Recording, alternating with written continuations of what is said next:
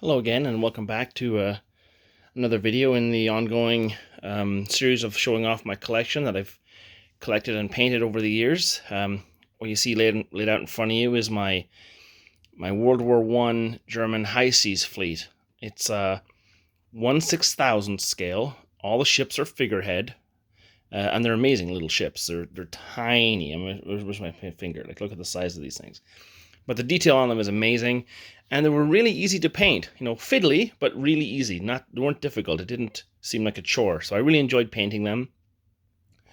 Naval gaming is probably one of my favorite tabletop gaming things to do. I love computer gaming with the naval games. So through Steam, I have pretty much any game, PC game set in the naval era. I play. So on the tabletop, it's no different. It's one of my favorite genres to game and to collect, just because there's so many interesting stories. Each individual ship has stats and a story and a history, and it's interesting looking at the design aspect and the improvements from like the early pre-dreadnoughts. You go all the way up to the more modern battleships. And World War I specifically is my favorite naval time period, and that's because there's no nasty airplanes to interfere with anything. It's about your maneuvers, your strategy, and your guns, and how often you can hit with your big guns.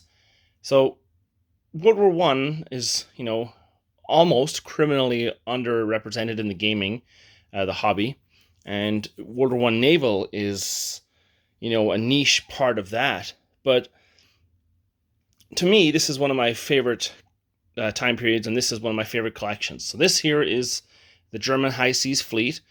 It has, like I said again, they're from Figurehead, and it's the German World War I naval pack. I can't remember exactly what it's called, but it's basically every ship that they have made for the Germans. So it does include a couple of ships that never really saw action, really. The Hindenburg. Here's the Goeben down here. It was sent to Turkey, or rather the Ottomans. So it does include everything, and I've painted everything. I've also painted the Austrians, their dreadnoughts and battleships, simply because at a friend's house I ran a hypothetical scenario where the Austrians were trying to break out of the Mediterranean, and the Germans were trying to meet up with them. So we had a large battle, and I found that battle where the Austrian dreadnoughts were included made the Royal Navy versus the High Seas Fleet a little bit more even. So it was fun. So I've included them here in a kind of a Central Powers collection. Sorry about the shaky cam. I'm on medication, and I took it late today, so I'm a little dizzy. So I'm kind of sitting down right now, and I'm trying to occupy myself here. So I thought I'd show this off while I was going through that. Thanks again to everyone who subscribed and who's made comments and liked the videos that I've put up. It really does mean a lot. I could go into the details, but I won't. It's sort of keeping me sane at the moment. But anyway, let's start with the models. That's why we're here. That's why you clicked. At the back here, I have the destroyers sorted out into flotillas. So let's see here, and you can see the detail on these ships. Look at the size of my finger. Like, that's, what more do you want? Now here I'll kind of put this down here. I'll explain to you what this means. For the rule sets that I use, and I really apologize, I don't remember the name. All I know is that there were a free set of rules on the Wargaming, oh my goodness. There's a website that gives you free rules for different time periods that people post up there, and I got it from there. So on here, what we have is the stats for that game. So 30 means it goes 30 knots. So essentially in the game, that's 30 centimeters. It can travel 30 centimeters.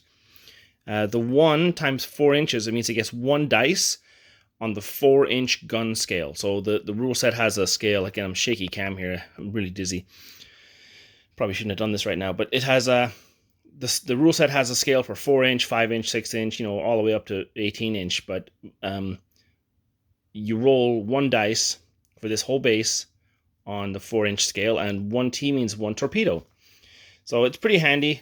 I just put these little stickers, I printed them off on little stickers, and I just stuck them to the base. But here's the flotillas. So the destroyers are set out into various flotillas. There's 4, there's 9, there's 6, and 4. So instead of having each individual destroyer, it's much easier in the rule set to have the destroyers set out into their like little squadrons. So it makes the game way more manageable. So back here we have the German, the light cruisers. You can see there the Bremen, the Hamburg, the Berlin, the München, and these are very much the same as they have their stats on the little cards there. So you can see if we just point here at the Stuttgart, it goes 24 knots, so 24 centimeters. It rolls 4 dice on the 4-inch scale, so you can see a light cruiser can really hurt a destroyer. And 2 inches means it's got 2-inch secondaries. I can't remember. I'd have to check the rule set for that. But anyway, the stats are there. And what I've done is I've separated these based on their speed and knots, because in the game, you can only go as fast, obviously, as your slowest ship in the squadron. So here you have the München goes 22 knots, the Bremens, they go 23, the Dresdens go 24, the Karlsruhe goes 28. These are really, really fast, really modern cruisers. Here we have the, now I remember what that 2-inch, sorry, the 2 inches is the armor thickness, that's right. So here we have the armored cruiser, the Blücher, 24 knots. It has 12 8-inch guns, 6-inch secondaries, and 7-inch armor. Over here you see the 27, the Frankfurt, and the Wiesbaden, 27. We'll move over here to the, I'll stick with the Germans. So here you have the older pre-dreadnoughts that are still in service, the Deutschland, the Hanover, the Braunschweig, the Hessen. And you can see there, 18 knots, so they're really slow. Their armor's okay at 9 inches, and they've got 4 11-inch guns. Move up there, you can see the kind of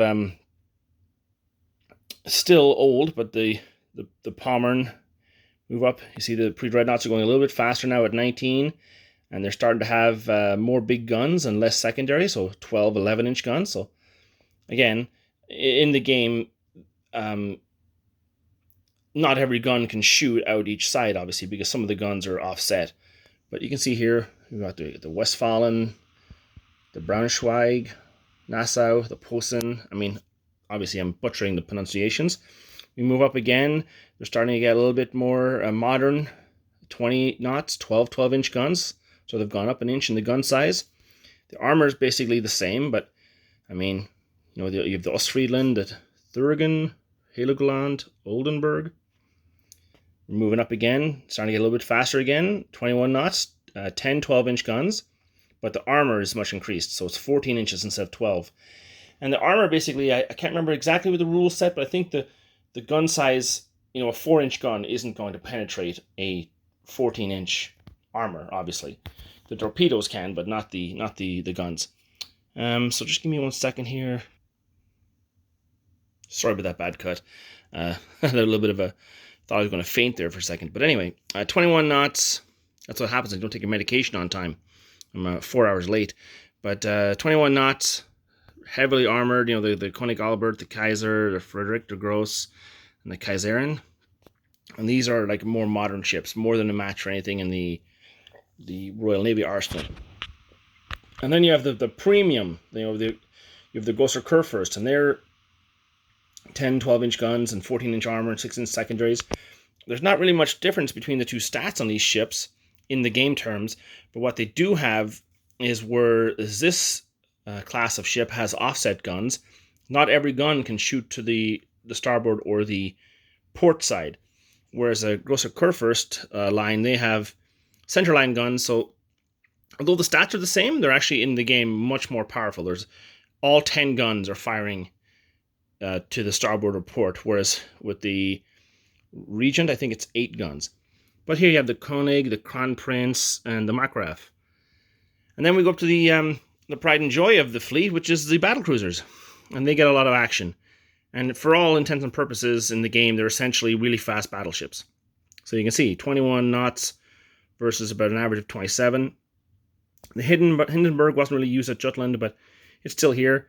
But 8 12-inch guns, the Lützow, the Derfflinger, the Sedjetz, the Moltke, the Goben, and the von der Tann. Now he's an older battle cruiser, so he only goes 24. So although he's not a bad ship by any stretch of imagination, he's really holding up the likes of the Lutzow. The Lutzow's speed is 27, but really he can only go 24 because of the Von der Tann. And lastly, we have the Austrians, and I only collected these because, you know, their ships, even though they didn't have many, they had some pretty cool ships. You know, I can't even pronounce that. The Verbitus Unitas, the Svent Estevan, the Prince Eugen, and the Tettigehoff. I mean, they're slow, or not slow, but they're not fast at 20 knots, but they have 11-inch armor and 12 12-inch guns. And importantly, those 12 guns are centerline guns, so a more modern layout. And they're nice ships. I mean, I've got a shadow there, but a really shaky hand. I'm very sorry. There we go. Then you got their battleships, the Radetzky, the Zarini, and the Archduke Ferdinand. I mean, not really as useful. You can see 4 12-inch guns. Yeah, but they do have 8 10-inch guns, so they kind of have a dual primary battery, if that makes sense. And then I have the Arpad, which is the Predradnot, and I don't even know why I painted them, why I have them there. It was in the pack, so hey, why not finish it off? So that is my High Seas fleet with Central Power allies for World War I. It's 130 ships about, and I really enjoy playing with them. I enjoy collecting them. You know, the game has, you know, all the things you would think of for naval gaming. It has, I collect these little Litco bases where, you know, if you miss, you get the thing there, the little splash. I have the destroyers. They can lay smoke screens. You know, not bad. It's a fun game. I will try and get the rule set in the notes down below, but I'm not too exactly sure. I have them printed off several times here in my rules collection. But anyway, thanks everyone for subscribing and liking and watching the video, and it really helps. Thanks again. See you again in another video. I think I'll bring out the Royal Navy next. Bye-bye.